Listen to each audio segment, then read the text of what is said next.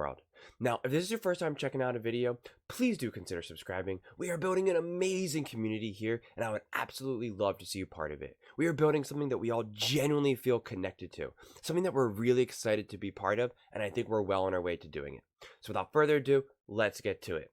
I am so excited to make this video right now because we are doing dueling shows right now, First Take and First Things First. Now, for those of you who don't know, Nick Wright pretty much has just unleashed on JJ Redick specifically, who appears on First Take semi-regularly. He kind of comes and goes. I'm not really sure how they, their contract works with regards to that, but JJ Redick now for the last couple of days has essentially been bashing sports media, either directly or indirectly with some of his comments. And Nick Wright has taken serious issue with it and has now just went on Twitter and just went off on him. So I was trying to figure out how to exactly go about doing this. I have the two clips queued up. The one clip is a little weird because it was hard to find. The other one is just straight from the ESPN YouTube channel. So you'll have to bear with me for the second clip. And they're short clips. And I have them queued up. So we'll watch the two back-to-back clips. And then we'll read what Nick Wright had to say. And then we'll unpack it and go from there. But I was really excited about this. I woke up this morning because this was like a slow play. A slow burn, I should say. Because I saw what JJ said the other day. And then today, I saw Nick's comments on Twitter, and I'm like, well, what are they talking about now? And I was like, is he talking about JJ? And then I saw that JJ then said something else again, and it was just like, okay, this is interesting. So I'm really excited for this. So this is going to be a fun one. So let's get to it. Leadership. Now I want to address Stephen A's point. Since when is it players' jobs to educate people on basketball? When did that become a thing? When did that become a thing? Isn't that our job? Isn't that our job? I'll answer. I view that as my job. That's my job to educate people on basketball. I'm letting you speak, and then I'll answer. It's our job, Stephen A., to educate people on basketball. It's our job. And here's the reality. This is the ecosystem we live in. I can do a video on my podcast. Where I break down the last 9 games the Pelicans have used Zion Williamson as the primary ball handler and what type of actions that has led to. I looked it up this morning. 54,000 views on YouTube. But I want to call out a coach yesterday. Oh, that gets tens of millions of engagements. That's the ecosystem we live in. So do fans actually want to be educated or not? Do they? Okay, can I respond? Of course you can. It's your show. Thank you so much. First of all, a couple of things, because I'm glad you promised your wife that you would. So let's just focus on JJ. I was like, do we want to listen to what Stephen A has to say? Now this is the one that's a little bit weird of a clip, but you'll get the gist of it. They're talking about the Lakers and the Warriors, and this is the clip that was circulating a couple days ago. Yes, I give them a chance. But do I believe if they played the Lakers in a 7-game series, who you taking, JJ? That third rebounding team with Steph Curry, or you taking Anthony Davis and LeBron James? I don't think they're going to play each other in the playoff series. But JJ, you do real JJ. I just don't think it's If we just did a show on things that was going to probably, we wouldn't be on the air very long. That's a part of First Take. You have to do hypotheticals at some point in time, JJ. Damn, you want absolute every time you talk. Shannon, I know how this show works. I know how this show works. Yes. Of course I do. Well, likely, we have a topic, which is more likely. Well, I don't think either is likely. Well, hell, we should have threw the topic out. We should have picked something else. Hey, you know what's funny? I tried to get the producers to throw the topic out. Peace and love, and all is good. Hey, Shannon. Peace and love. See, okay, so those were the two main clips. Now, let's go to what Nick Wright had to say. Can you guys all see this perfectly? Let me see if I can zoom out. Okay, no, it's a little bit hard, but I totally understand folks who aren't into televised sports discussion, debate. It's not for everyone. I will never understand someone who is incredibly wealthy, opts into working in the space, and then simply uses the platform to complain about how useless and dumb the space is. All right. As I told Sherwood Strauss, if I'm hosting an Uno party and and invite you, and you eagerly show up, and then spend the whole party explaining how incredibly stupid you think Uno is, how it's a waste of everyone's time, and how we should all be playing chess, you're the problem. The great thing about modern sports media is there's literally an audience platform for all types of coverage. You can do anything, and folks can create their own lanes platforms where they do literally whatever they want. It's really an exciting time. Hey, I think I'm part of that. But personally, I'd be a little embarrassed if, for example, this Twitter, I'm not sure who that Twitter is, honestly, invited me to talk deep X's and O's, and I just yelled at him, "This is boring. Let's rank players." To know exactly what you signed up for, take the check, then whine how beneath you it is wild to me. Anywho, that's just my take. Heading to first things first and a few, but first I'm gonna stop by the set of diners, drive-ins, and dives for my weekly paid appearance and yell at Guy Fieri how we should actually be educating America on how to properly eat duck lorong, I don't know. So okay, that is what Nick had to say. Now, I have some really strong thoughts on this because I have gone through a whole journey within the last, I don't even know, man, like 10 years or so of consuming, of playing sports very competitively, being injured just way too many times, taking a step back from playing sports because it was just like my life. There's other important things in my life, especially once my niece and nephew were born, and realizing that family and those things are just more important than balling, no matter what the sport is, as well as consuming sports media. Now, I want to start by just sharing my own personal trajectory with all of this, and then we'll unpack everything that they have to say. Well, first off, actually, let me switch that around. Let's unpack what they have to say, and then I'll go into my own personal anecdote.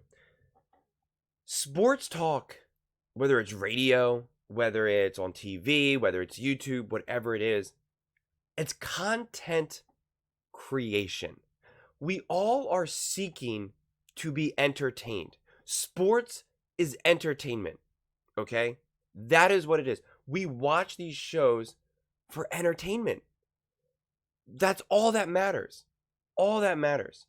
So what JJ is trying to do is he's trying to point out and say people rather have these weird, dumb conversations about, you know, who would win, the Lakers versus the Warriors in the playoffs, when he's saying that there's no chance that they even face each other in the playoffs. So he's like, why even talk about it?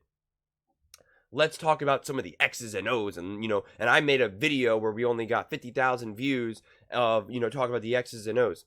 And again, the reality is, and this is what Nick was pointing out, is that people can consume whatever they want. Some people, and as me and another person in the comment section talked about this recently, that there's another channel where some guy's breaking down the video of certain plays in football, and actually he doesn't think it's really that good.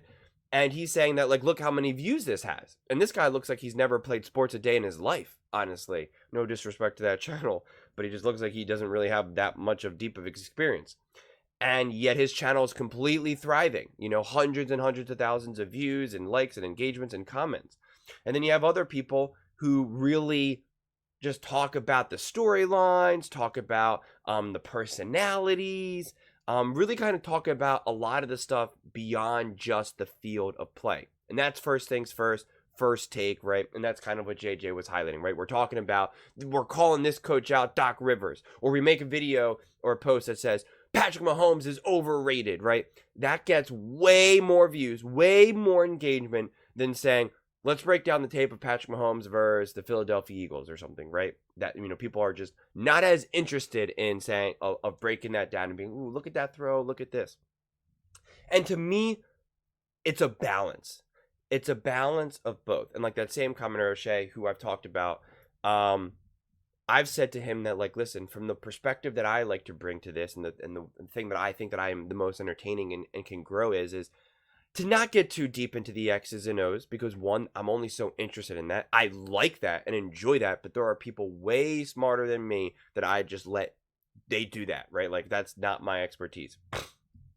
What I think I thrive in is adding nuance and putting certain things out and looking at everything from both sides. That's why I make a lot of statements like, yes, Patrick Mahomes played well. Yes, Patrick Mahomes won this game. But let's actually look at the other ways that he easily could have lost and how fortunate he was in some situation, or, whatever it may be. Is Brock Purdy really that great? Let's unpack this a little bit. Let's look at the pros. Let's look at the cons. It's really looking at something from a complete 360 degrees. That's something that I really personally enjoy, and adding, that nuance. But it's not to say that one is better than the other, or that we should just throw everything out. Do I think to some degree that some of the sports conversation gets out of control? Yes, absolutely. Okay, I'm not a big fan of all of these endless hot takes of just saying random things just for clicks, right? Saying something like, Patrick Mahomes is the most overrated quarterback there is, or Brock Purdy is the best quarterback in the NFL, right? And it's like, those are such extreme statements. If you want to unpack it and say, hey, I actually think Brock Purdy is the best, and let me explain why, like, it's just a different nuance, right? It's clickbait, it's hot takes, it's all of that. And that is what people like First Take, with Stephen A. and Skip Bayless, who have really highlighted, who have popularized. Not to mention just that energy of yelling and saying, this is what it is, what do you want to do? And JJ Redick is part of that. He's the one that's like, Doc Rivers is making excuses, never accountability. I mean, if you watch the clip of him going off, like, he's like getting so animated and into it and leaning in and backing up and, doing all of this, and people tune into it. And I wish it was a little bit more nuanced. That's why my favorite sports show is Colin Cowherd, which I know some of you may be watching this may not love Colin Cowherd, but he's like sitting down, he's like talking, very chill, doesn't get very animated. He doesn't have hot takes. Some of you guys might think that he has hot takes. I don't see them as hot takes. He brings the nuance, he brings the thing. In a lot of ways, I try to, I've learned a lot from Colin, and he's actually the one that inspired me more than anything to really do what I'm doing here. Because I try to make a show that's kind of a hybrid between a First Things First and a The Herd with Colin Cowherd, because I like some of the fandom and some of the energy that First Things First brings, but I also don't like a lot of the bias that First Things First bring. Like, obviously with Nick Wright just being blindly obsessed with the Chiefs and Patrick Mahomes. And then I try with Colin, I try to make things a little bit more exciting, have a little bit more fandom and a little bit more excitement that I think he can sometimes lack, as well as try to pull away from a little of his self-righteousness, because he definitely does. He's very like, yep, I am Colin, I am king, I am at the top of the mountain, I eat prime rib every single night and live, with the celebrities in, Beverly Hills. So I really try to find, that connection between, the bridge between the two of them. But I just think that it is wrong of JJ to jump on these shows and then bash them, as Nick Wright obviously is taking issue with. But I think it's also okay to call out some of the issues, because JJ, I think last year, did a great job of calling out. There was the whole thing about racism with the MVP in the NBA.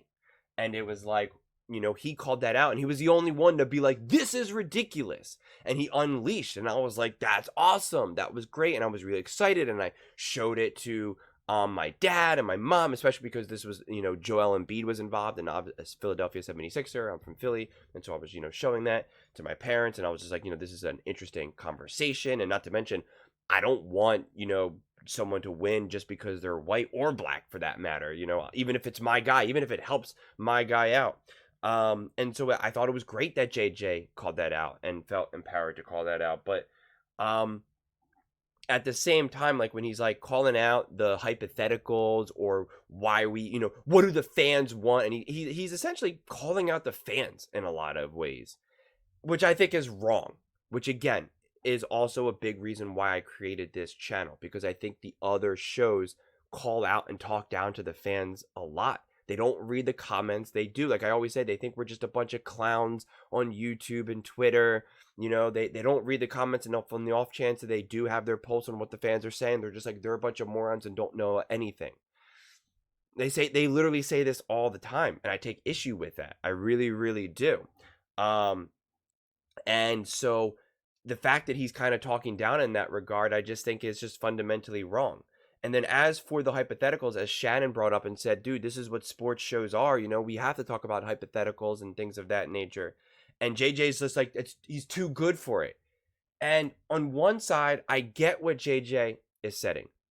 is saying. Hypotheticals can get out of control, but we're not saying who would win a race, LeBron James or Patrick Mahomes. We're talking about two teams that people really care about with the biggest players in the NBA right now. You know, LeBron James and the Los Angeles Lakers and Steph Curry and the Golden State Warriors. So asking that question is not absurd. It's actually a fun question to unpack because you're talking about two aging superstars and their respective teams that just aren't that amazing. And it's like, who are they going to play? Who's going to win? And it's a fun conversation. And the problem is we are forced to have that type of conversation because no one else is interesting in the NBA right now. The other teams, Luka, Jokic, Embiid, like Embiid's not playing right now because of injury. The Celtics and Jason Tatum and these other teams, they're not interesting enough right now. The NBA is struggling in that regard. So that's why they're relying so heavily still on Steph Curry and LeBron James and the Lakers and the Golden State Warriors because they're like the only two teams that people still really care about, even though they're not the most competitive. So that's on the NBA of not being exciting enough right now, not being competitive enough, not having interesting stories because the best players in the league right now are boring. They're not doing anything. They're not interesting. Giannis is not interesting. Jokic is not interesting. Luka is not interesting. They're just not. One, they're not winning at a high enough rate, although you could make the argument that Jokic is about to do that. But Jokic's whole personality is like, I just punch my card in, punch it out. I just go in, I go out, I don't care. Leave me alone with all this stuff. And it's like, okay, well, who wants to engage with that? Nobody does. That's why they love Steph Curry. That's why they love LeBron. That's why they loved Kobe Bryant, Shaquille O'Neal. They were actually connecting to the fans. And I made a video yesterday talking about how it's all about connection.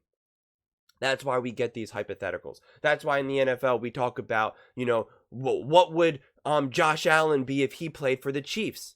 Those are actually important questions. They're called thought experiments. And it seems like you have two kinds of people for thought experiments. People either say thought experiments are so stupid, why are we doing them? Or it's like, this is great, this is awesome, let's do it.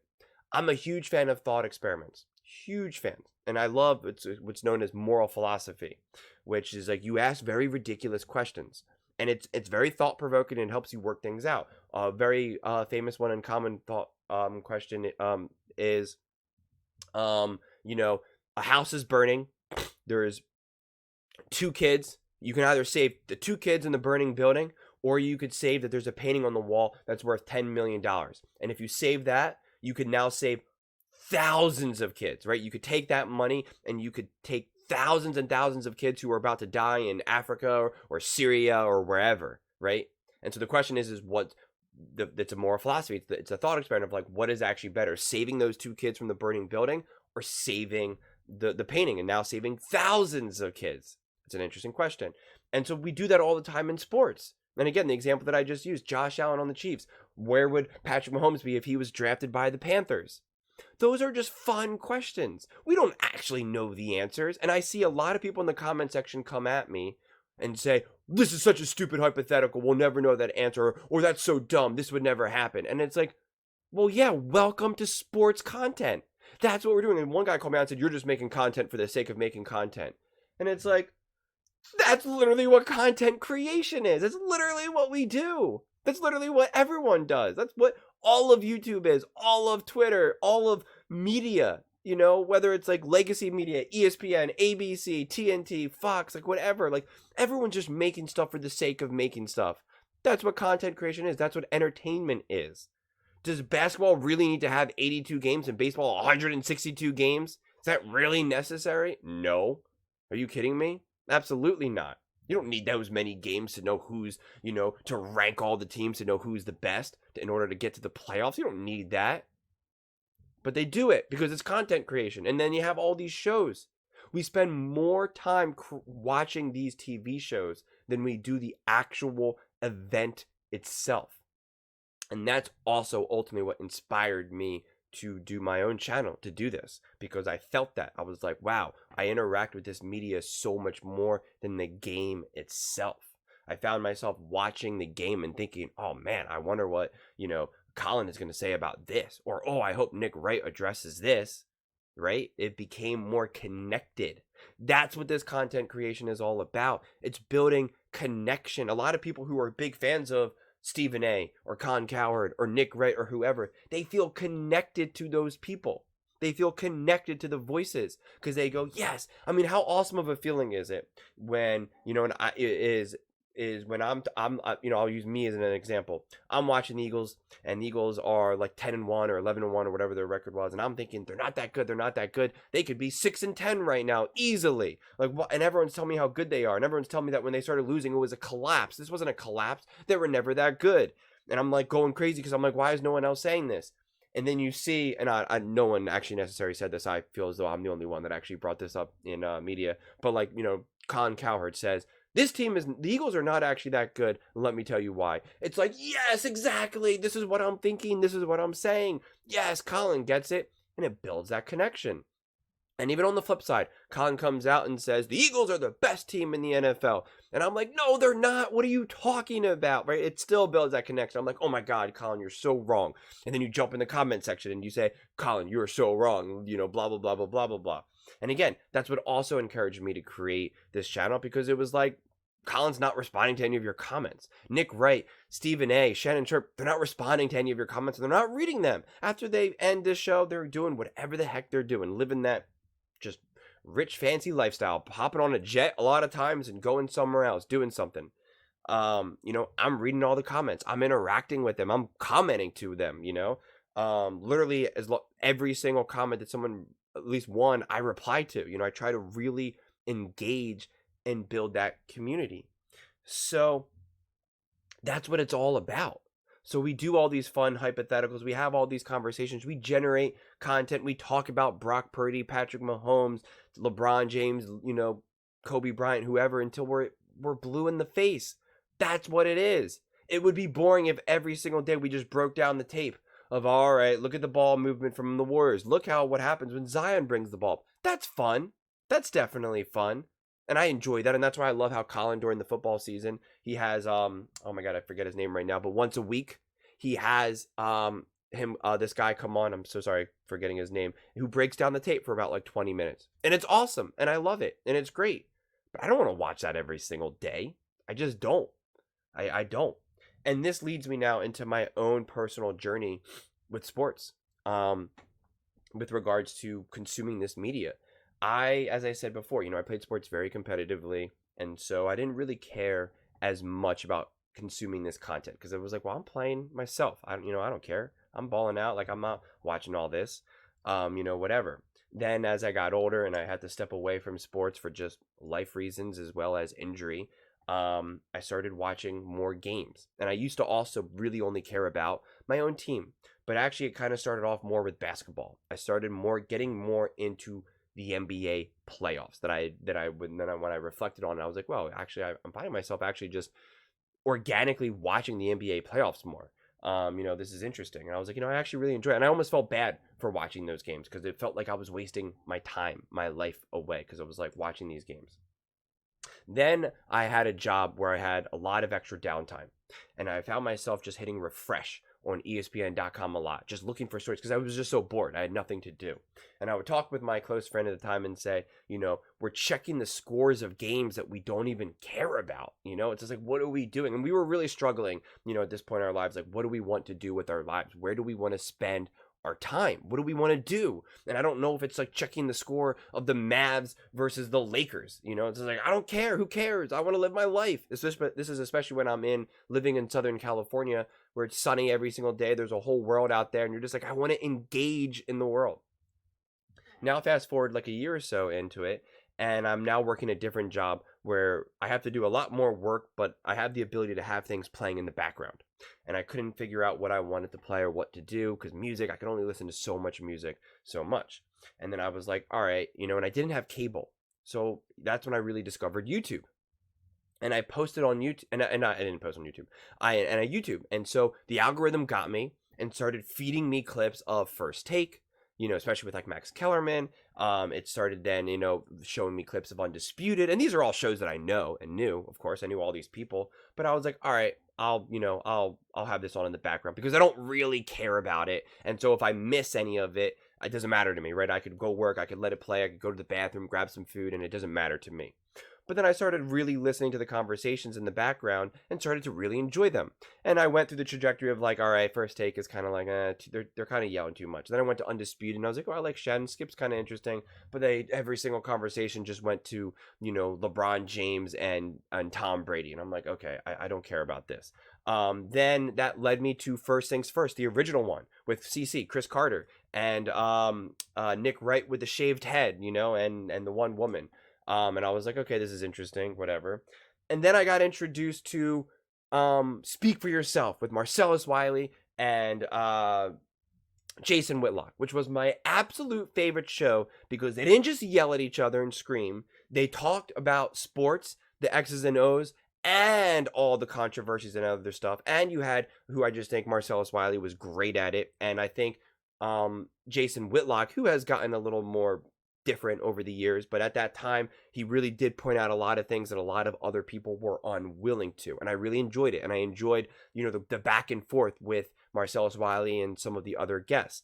Then that show went down once they had, Acho, and I was like, okay, this is not the same show. I do not enjoy this. And then that's how I then really was able to discover Colin Cowherd. Although I was listening to Cowherd before that, but it wasn't necessarily my go-to show. But then I realized I love Colin Cowherd the most because it just seems to be the most, chill, most down-to-earth show. And I was like, okay, this is interesting. And then I just started to feel more confident in watching the games because, again, life got me. I had a lot of injuries and surgeries and other just life issues. And so I found myself watching so many football games, so many basketball games, and I really relied on it. It really got me through really tough times of my life. For anyone who's been through a lot of surgeries knows a lot of time you're laying up in bed or you're injured and you're in pain and you're just trying to escape reality. I'm going through family issues, going through dating issues, all these things. And so for me, sports was my ultimate escape, my ultimate entertainment. And the reality is, sports has been that my entire life because I played sports so competitively at such a young age. I started playing baseball at 3 years old. You don't play baseball that young. Typically, you don't start until you're 4 or 5. But my dad wanted to get me in young because, again, you can't see I have one arm, and so he wanted me to get going right away. And because of it, I hit initially I needed, I guess, potentially a leg up, but then I didn't anymore, and so I just hit the ground running, and then it was just playing for so many different teams, all stars, travels, various tournament teams, and again, I'm playing baseball, basketball, soccer, football, every single sport, 365. Baseball definitely being the most dominant one because it was one of the sports that you can really play 365 because there's a lot of indoor. It doesn't matter. But anyway, so, that's what my life was. And again, as I grew up, though, I had this feeling of, well, this isn't, I'm not a professional athlete right now. I played semi-pro, but like that can only, do so much. And I didn't really feel great about it. I didn't feel accomplished necessarily, right? It wasn't one of those things where it helped build my identity. So it was like, well, what do I want to do? Where does sports lie in my life? And again, sports is entertainment. At the end of the day, to me, life is all about connection, right? It's not about climbing the tallest mountains. It's not about making the most amount of money. It's not about traveling all over the world. Those things are all great and can be a part of it. But at the end of the day, it's a combination between building connection with your partner, with your children, with your other family, your brothers, your sisters, your parents, friends, family, whoever. It's that connection. At the end of the day, I always say at the end of the day, majority of life is just sitting on a couch and talking to someone. It is. If you're married or in a relationship with someone, at the end of the day, it's all about just, can you sit on a couch and talk to them? And entertainment. What are you doing for entertainment? Sports, movies, TV shows, whatever, plays, music. That's what it is. That's what sports is. And that's what sports media is. These types of shows, because not only is it entertainment, but then it's also connection building. Some of you might feel a connection to me right now because of the content that I'm creating and the comments and my level of engagement. And that's amazing. I love that. I felt connected and still do to some degree to like a Colin Cowherd, to even a Nick Wright, who I disagree with on so much. But then when they have through the traumatic issues that they went through the Chiefs parade, feeling that connection, seeing the humanness of Wilds and Brew and all of that, seeing Brew one time in October he said a word that you're not supposed to say, the R word, And, and you could see that he actually didn't really mean it. And they had the whole conversation and he kind of fumbled that as well. But again, even in the mistakes, even in the issues, it's just the humanness of it all. You realize Colin's just a dude. Nick Wright is just a dude. Broussard's just a dude. And as much as Stephen A tries to act like he's not, he's just a dude. And again, to me, that's the humanness of it all. And that's what I love. Again, it's connection building. A lot of times it feels like you really are in the room with those guys, that you are duking it out, fighting them, saying, no, my God, Steven, you're so wrong. What are you talking about? I mean, how many of you guys watch these shows and in your mind, you're screaming, oh my God, this is the dumbest take ever. You are dead wrong. Or, yes, exactly. That's what I'm saying. This is what I've been saying, right? It's awesome. It's fun. It's exciting. It's interesting. It's entertaining, and it's connection building. That's what it is. So for JJ to try to tear that down, or to say that it's stupid, or to make people feel stupid for consuming that type of content, I think is just fundamentally wrong. And the truth is, watching a show like First Things First, or The Herd, or even First Take is wildly more entertaining than like the 40th game of like any NBA season. Okay? It just is. There's football games that are more interesting. There's shows like First Things First episodes or First Take episodes that are more interesting than football games. Not every game, of course, but there's other games that you watch that you're just like, this is not that interesting. Like, it was more interesting to me personally to watch the breakdown of the Ravens versus the Chiefs playoff game, to watch these shows talk about them, than the Ravens game itself, than the Ravens-Chiefs game itself.